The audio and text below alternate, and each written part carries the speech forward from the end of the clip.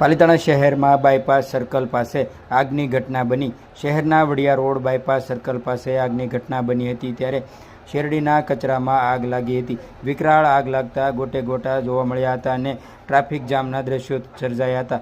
ઘટનાને પગલે પાલિતાણા ફાયર બ્રિગેડને જાણ કરવામાં આવતા તાત્કાલિક ઘટના સ્થળ પર ફાયર બ્રિગેડ આવતા જવાનો દ્વારા આગ કાબૂ મેળવવામાં આવી હતી।